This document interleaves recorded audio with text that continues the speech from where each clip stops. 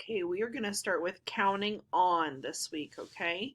So counting on is whenever we start with the number. So we're starting with 7 right here, and we count on from there. So we're going to add 3. So for example, we would go 7, 8, 9, 10. Your last answer is we counted on 3. 7 plus 3, we counted on 3, right? So that equals 10. That's what counting on looks like, okay? I'm going to leave this here so that you can see my example of what counting on looks like. So again, you take the number, so 7, and you count on 3, okay? So 8, 9, 10. And it is helpful if you use your fingers to help you, okay? So put 3 fingers up as you count, okay? So 8, 9, 10.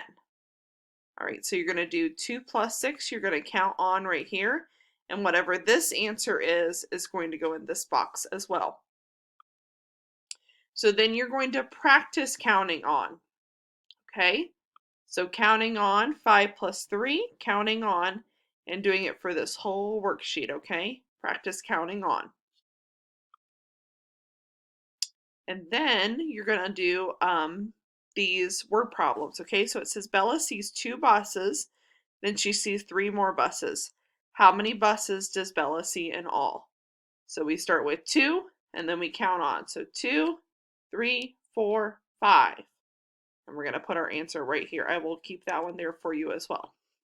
So then you're going to do this one. Jake saw 5 cars in the morning. He saw 3 more cars in the evening.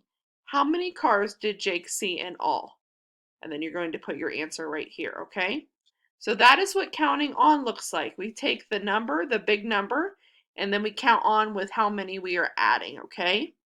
So for example, like for this one, 2 plus 6, 2 does come first in our addition number sentence, but we're going to start with 6 because 6 is the bigger number and we're only going to have to count on 2 more, okay? So use your fingers to help you guys.